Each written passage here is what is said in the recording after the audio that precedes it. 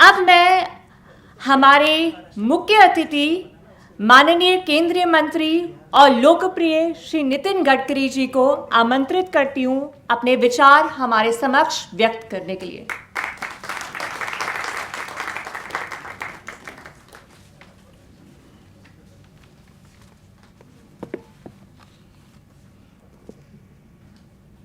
ज्येष्ठ पत्रकार और राष्ट्रीय विचारों के चिंतक मेरे मित्र आदरणीय उदय माहुरकर जी,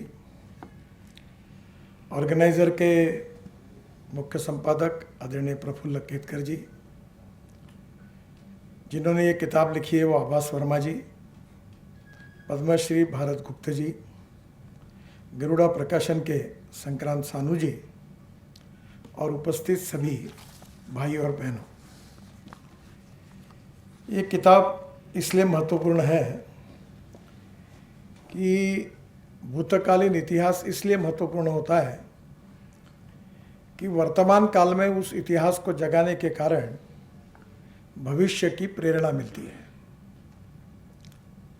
छत्रपति शिवाजी महाराज का इतिहास आज भी हमारे लिए प्रेरणा स्रोत के रूप में है। रामदास स्वामी जी ने छत्रपति शिवाजी महाराज का वर्णन किया था, यशवंत कीर्तिवंत वरदवंत सामर्थ्यवंत जाणता राजा, निश्चयाचा महामेरू बहुत जनासे आधारू, अखंड स्थितीचा निर्धारू श्रीमंत योगी। छत्रपति शिवाजी महाराज के बारे में मैं इतना ही कह सकता हूँ कि शिवराय कविभूषण ने जो तो कहा तो उसके ऊपर अभी याद जब की गई थी, हमारे आभास जी याद कर रहे थे, तो मराठी में बाळ कोल्हटकर करके एक बहुत बड़े लेखक थे, उन्होंने शिवराय कविभूषण ये नाटक लिखा है। और जो शिवराय कविभूषण में जो उन्होंने एक के पीछे एक छत्रपति शिवाजी महाराज के जीवन पर इतने सुंदर सुंदर काव्य किए थे कि वो नाटक कब 3 घंटे में समाप्त होता समझ में नहीं आता था। बहुत प्रतिभाशाली लेखन था। इसी साथ साथ सबसे महत्वपूर्ण बात यह है कि छत्रपति शिवाजी महाराज इतने ताकतवर और शक्तिमान थे कि उन्होंने उस समय मुगल सल्तनत के सामने एक बहुत बड़ा आह्वान खड़ा किया था।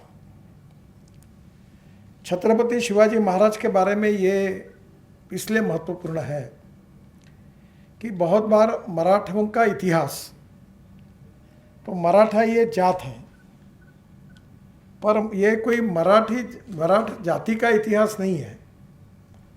तो छत्रपति शिवाजी महाराज कहते थे हिंदू पत पातशाही और हिंदवी स्वराज्य, और हिंदवी स्वराज्य का अर्थ ये होता था कि राष्ट्र के इतिहास, संस्कृति और विरासत से समर्पित भाव से एक राष्ट्र के पुनर्निर्माण का एक प्रेरणा देने वाला राज्य यानी हिंदवी स्वराज्य था।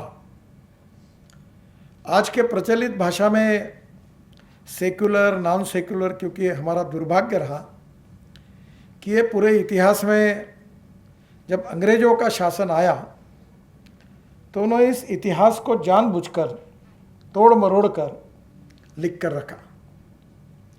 ये अंग्रेजों की एक विशेषता थी कि आप जब यूके में प्रवास करोगे तो हर अंग्रेज इतिहासकार, लेखक, पत्रकार और कवि और नेता रोज डायरी लिखता था, और डायरी लिखने की आदत के कारण उन्होंने जो जो डायरियाँ लिखी वो उनका इतिहास हो गया।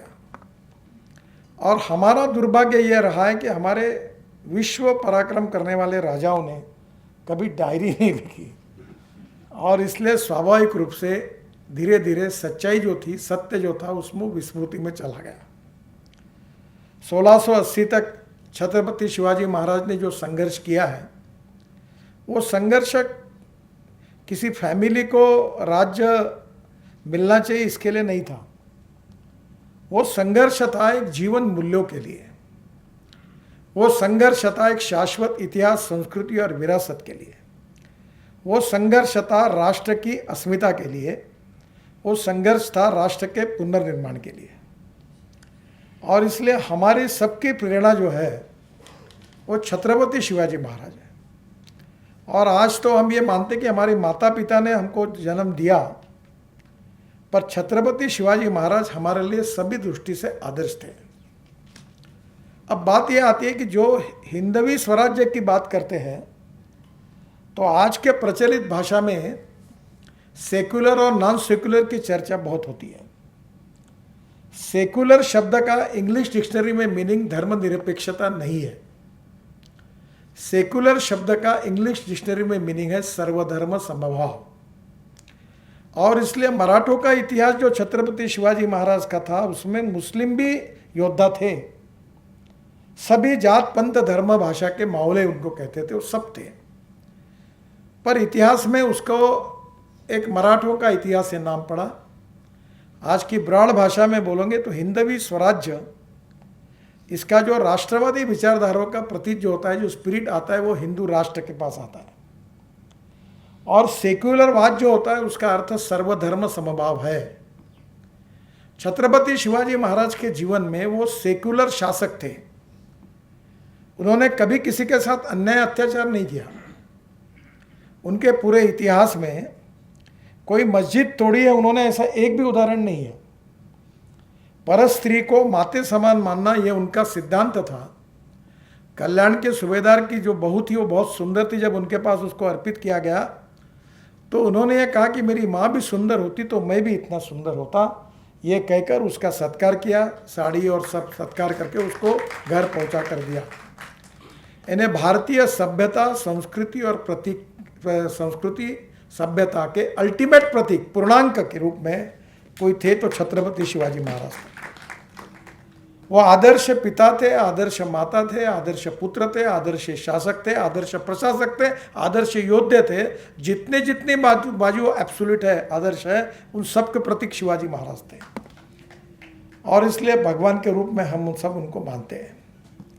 छत्रपति शिवाजी महाराज की जब 1680 में मृत्यु हुई तब औरंगजेब को यह लगा कि अब तो ये मराठे शाही का अंत हो गया।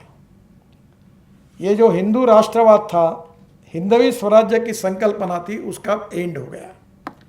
क्योंकि उसके बाद 1689 में संभाजी ने 9 साल तक जो संघर्ष किया वो भी बेजोड़ है। बहुत बड़े योद्धा थे। मैं अभी कह रहा था उदय जी को कि वसंत कानिटकर ये जो प्रसिद्ध लेखक थे, उनके 2 नाटक थे। एक इथे ओशाळना मृत्यू और दूसरा था रायगढ़ाला जेवा जागे थे। और ये जो नाटक है इसमें प्रभाकर पंशीकर जो थे वो औरंगजेब की भूमिका करते थे। आपको मैं बता नहीं सकता कि ऐसा अभिनय मैंने कभी देखा नहीं, ऐसे माला जपते हुए। और वो औरंगजेब का व्यक्ति चित्रण उस नाटक में था। पर छत्रपति शिवाजी महाराज के जीवन की सबसे बड़ी विशेषता ये थी कि उन्होंने औरंगजेब से लड़ाई लड़ी, और लड़ाई कुछ तत्वों के लिए थी, कुछ विचारों के लिए थी, राष्ट्र के पुनर्निर्माण के लिए थी, हिंदुत्व के लिए थी, हिंदू संस्कृति, इतिहास और विरासत के लिए थी। और हिंदू संस्कृति, इतिहास और विरासत यही है, भारतीय संस्कृति करके उसका उल्लेख होता है। पर भारतीयत्व यही हिंदुत्व है और हिंदुत्व यही राष्ट्रीयत्व है। ये सावरकर जी ने बात जो रखी हुई है, यही हमारी सबसे बड़ी जीवन निष्ठा है और यही संस्कार हमको मिला है। पर जब हिंदुत्व की बात आती है तो लोग उसको जातिवादी और सांप्रदायिक रूप में उसको कहते हैं।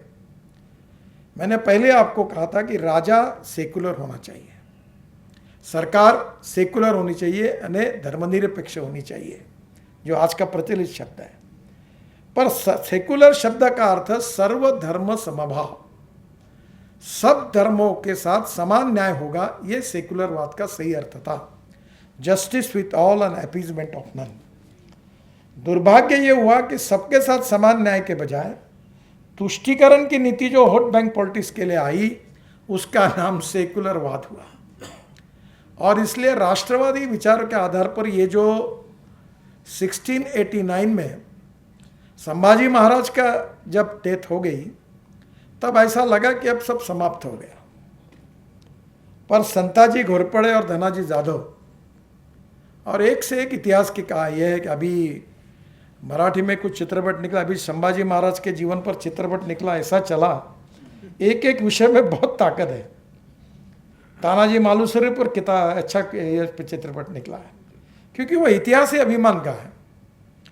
और इसलिए संभाजी महाराज की मृत्यु के बाद औरंगजेब को ये लगा कि बस अब तो सब खत्म हो गया। पर ये 17 साल उसके बाद में जो इतिहास है, इसमें मैं तो इतिहासकार नहीं हूँ, पर थोड़ा बहुत जो मुझे लगता है कि जितना शिवाजी महाराज ने औरंगजेब को अड़चन में नहीं लाया, ये 17 साल में शिवाजी महाराज ने जो विचार प्रज्वलित किया था, उसके आधार पर जो पीढ़ी हुई, उनने उसको बिल्कुल एक प्रकार से औरंगजेब की मृत्यु इसमें हुई है। ये 17 साल के इतिहास में ऐसा कहा जाता था कि संताजी धनाजी से औरंगजेब इतना डरते थे कि पानी में देखते थे तो उनको संताजी धनाजी दिखते थे, ये बात कही जाती थी। और ये जो गनीमी कावा बोलते हैं, इसे आपको गोरिल्ला वार कहते हैं, तो ये गनीमी कावा ऐसा था, ये आपको तो पता है कि शाहिस्ते खान 2 लाख की फौज लेकर शनिवारवाड़े में था और शिवाजी महाराज 8-10 लोगों को लेके गए और वहाँ जाके उसके रूम में घुस के उसको उसकी उंगलियां कट गई, तो 2 लाख की फौज लेके वो भाग गया। तो 2 लाख के फौज से 8-10 लोग, और वो भी ऐसी स्ट्रैटेजी थी कि उन्होंने बैलों के सिंगों पर ये मशाल लगा दी, तो उनको लगा कि ये शिवाजी महाराज इधर भाग रहे हैं, तो पूरे सैनिक 2 लाख उधर दौड़ गए, शिवाजी महाराज दूसरे रोड से निकल गए। तो ये संताजी धनाजी की ये विशेषता है कि उन्होंने छत्रपति शिवाजी महाराज के बाद, संभाजी महाराज के बाद में भी औरंगजेब को इस प्रकार से वो तंग हो गए कि ऐसा इतिहास में लिखा गया है। हमारे प्रसिद्ध इतिहासकार बमो पुरंदरे जी ने लिखा है, सेतु माधवराव पगड़ी करके इतिहासकार, उन्होंने लिखा है कि औरंगजेब के मृत्यु के लिए कोई कारण है कि वो जो बोलते हैं ना कि मानसिक दृष्टि आदमी खत्म हो जाता है, वैसी स्थिति में आए और आखिर औरंगाबाद के नज़दीक वहाँ उनकी कब्र भी है, वहाँ उनकी मृत्यु हो गई। ये पराक्रम संताजी धनाजी और उस समय के मराठे में जो वीर थे उन्होंने किया। अब ये इतिहास जो था, ये कोई सल्तनत को मिलाने के लिए नहीं था, ये कोई जाति से रिलेटेड इतिहास नहीं था, ये कोई धर्म से रिलेटेड कोई इतिहास नहीं था। हिंदुत्व ये विषय जातीयवादी नहीं, सांप्रदायिक नहीं और संकुचित भी नहीं, ये एक राष्ट्रवादी दृष्टिकोण है जो भारत के इतिहास, संस्कृति और विरासत से जुड़ा हुआ है। और उसके आधार पर ये जो गौरवशाली इतिहास है, ये आज हम सब के लिए बहुत बड़ी प्रेरणा है कि राष्ट्र का पुनर्निर्माण, राष्ट्र के पुनर्निर्माण में सामाजिक आर्थिक परिवर्तन तो होगा ही। छत्रपति शिवाजी महाराज के इतिहास में उनके साथ काम करने वाले ऐसे ऐसे लोग थे जो प्रचलित भाषा में उस समय बहुत ही नीचे स्तर की जाति से आए थे, पर शिवाजी महाराज का उनके ऊपर पुत्रवत प्रेम था और इसलिए वो इतने ताकतवान थे कि ऐसाजी कंग के बारे में बताते थे कि सिंह से भी लड़ने की उनकी ताकत थी, लड़े वो। और इसलिए ये जो इस प्रकार की पीढ़ी निर्माण हुई, ये समाज पूरा चार्ज हुआ।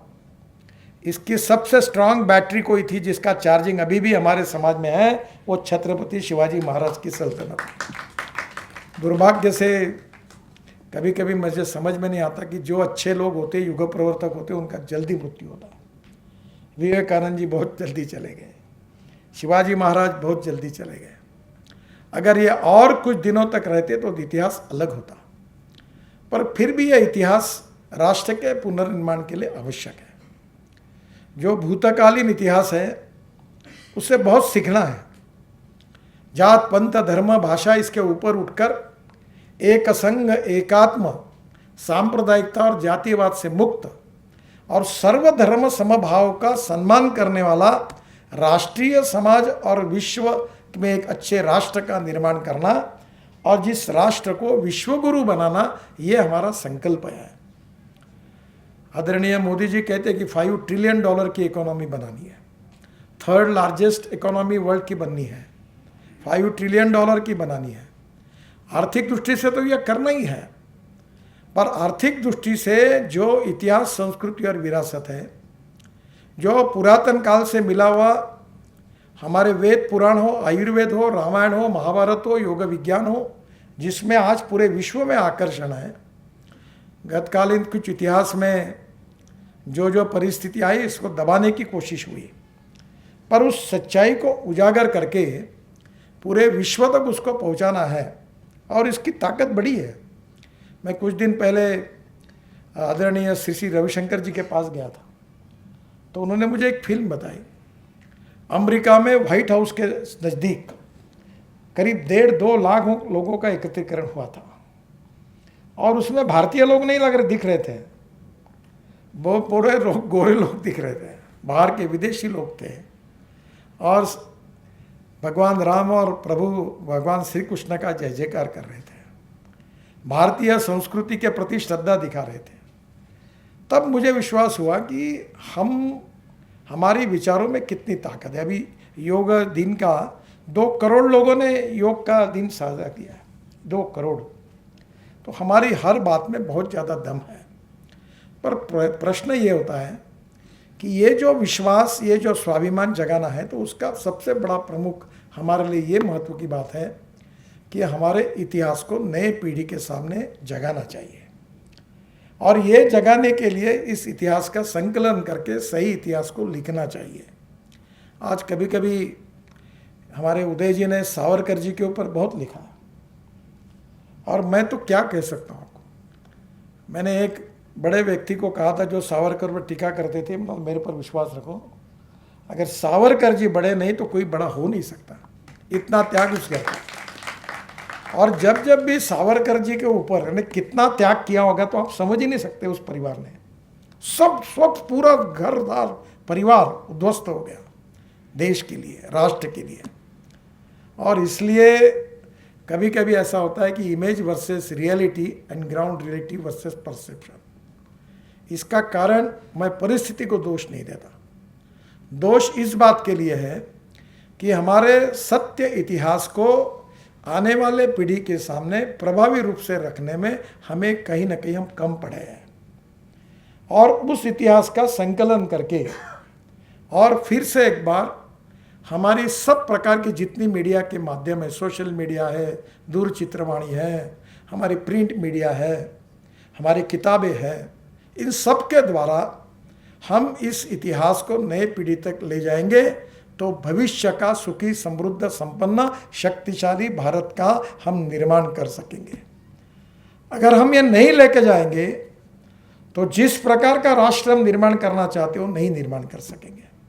और इसलिए मैं विशेष रूप से आभास वर्मा जी को धन्यवाद दूंगा कि ये 1680 में शिवाजी महाराज की मृत्यु के बाद और 1689 संभाजी महाराज के मृत्यु के बाद, जब पूरे दुनिया को ऐसा लग रहा था कि ये शिवाजी महाराज ने जो एक संघर्ष शुरू किया है वो ख़त्म हुआ है, पर ये 17 साल में शिवाजी महाराज के सामने जितने ताकत से खड़ा नहीं हुआ उससे कई गुना ताकत से मुग़ल सल्तनत को उन्होंने इतना खोखला कर दिया कि जिसका परिणाम ये इतिहासकार ने लिखा है कि उस धक्के से औरंगजेब का मृत्यु हो गया औरंगाबाद में।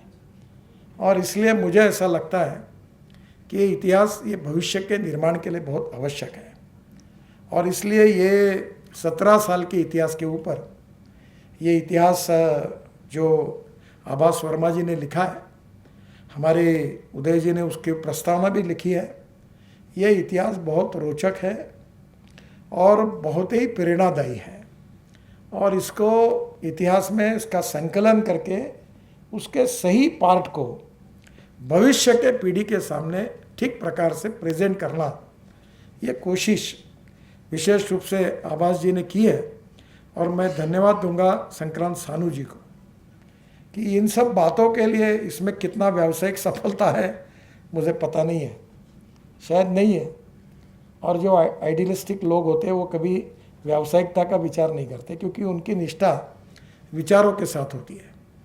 आज हमारे देश में विचार भिन्नता समस्या नहीं है, विचार शून्यता हमारी समस्या है। हमको समाज को जगाना पड़ेगा और हमारी जो जीवन मूल्य है, जो जीवन मूल्यों के आधार पर हमारे मूल्याधिष्ठित जीवन पद्धति, परिवार पद्धति और समाज की जीवन पद्धति है, ये हमारी बहुत बड़ी ताकत है। और मूल्यों के आधार पर हमारे वीरों ने, हमारे क्रांतिकारकों ने, हमारी देशभक्तों ने हमारे देश और स्वाधीनता के लिए, एक प्रकार से हमारे इतिहास, संस्कृति और विरासत के लिए जो त्याग, तपस्या और बलिदान का परिचय दिया है, वो जिसके पीछे जो भाव था, वो भाव जो है वो कभी समाप्त नहीं होना चाहिए। वो समाप्त होगा तो सब कुछ समाप्त होगा। उस भाव को फिर से जगाने के लिए ये कोशिश की है।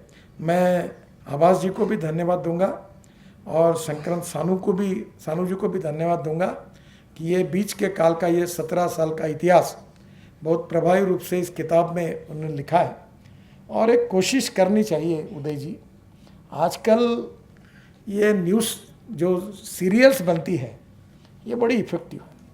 आपको आप देखो, पीढ़ियाँ बदल रही है। अगर ये 100 साल पहले कार्यक्रम होता तो यहाँ सब धोती पहने हुए मिलते हैं। अब परिस्थिति बदल, जो कल है वो आज नहीं, आज है वो कल नहीं। काला या तस्मै नमः। अब नए इसमें वो जो मैं केतकर जी को भी कहूँगा, मैंने उस दिन भी कहा था कि छोटी छोटी बातों को सोशल मीडिया में आपने दे दिया तो बहुत लोगों तक ये छोटी छोटी बातें पहुंच जाती। इसको कोई नए टेक्नोलॉजी में लेकर और इसको देना चाहिए। मैं ज़्यादा मीडिया सेवी नहीं हूँ, पर मैं अनुभव करता हूँ, मेरे 25 करोड़ फॉलोअर सोशल मीडिया में, और यूट्यूब से मुझे 2.5 लाख 3 लाख रुपए महीना मिलता है। और हाँ, और जब मैं बोलता हूँ तो अमेरिका से फ़ोन आता है कि आपने ऐसा कहा, मुझे पता ही नहीं कि कितना स्ट्रांग है। तो अब थोड़ा सा विचार सही है, पर प्रेजेंटेशन का मामला थोड़ा सा, अब किताब पढ़ते नहीं लोग। अब छोटे छोटे इसमें जो सीरियल्स होती है वो बड़ी प्रभावी। चाणक्य की सीरियल आई थी, अपना त्रिवेदी जो थे उनके, चंद्र प्रकाश जी द्विवेदी का। अब वो कितने लड़के बच्चे चाणक्य उसके पार्ट बार बार देखते हैं। हमारे रामानंद सागर जी के परिवार के लोग मुझे मिले केरल में, अपने वहाँ में गया, एम्स स्वामी जी थे, उनके यहाँ मिले। वो कह रहे थे कि हम कितने अलग अलग हमारे धार्मिक इस पर कर रहे हैं। तो हमारी असली सही बात जो सत्य की है वो नए पीढ़ी को समझने वाली भाषा में प्रेजेंट करना, ये भी उतना ही आवश्यक है। नहीं तो फिर यह बात हम उनको समझा नहीं पाएंगे। तो ये बहुत अच्छी बात की। और केतकर जी यहाँ है, वो निश्चित रूप से आने वाले समय में हमारा ऑर्गेनाइज़र, पांचजन्य, स्वदेश, तरुण भारत, इन सब लोगों ने अब इन भाषाओं को अलग अलग भाषा में सोशल मीडिया का उपयोग करके इसको फिर से नई पीढ़ी तक इतिहास को पहुंचाना चाहिए, ताकि फिर से एक बार नई पीढ़ी जगेंगी। और छत्रपति शिवाजी महाराज का सपना अभी भी पूरा नहीं हुआ है। उन्होंने जो लिथियम आयन बैटरी बहुत स्ट्रांग होती है, पर शिवाजी महाराज की बैटरी ऐसी थी वो कभी डाउन ही नहीं होती है। वो विचार ऐसा है कि वो अमृत तुल्य विचार है, वो कभी नष्ट नहीं हो सकता। हम सब की प्रेरणा वही है, और इसलिए उस विचार को और पीढ़ियों पीढ़ियों तक ले जाने का काम होगा। और इस लेखक ने भी इस किताब में इस 17 साल के इतिहास की वही प्रेरणा दी है। मैं दोनों को, प्रकाशक और लेखक को, धन्यवाद भी देता हूँ और ये इस किताब का विमोचन हुआ ऐसा घोषित करता हूँ। धन्यवाद।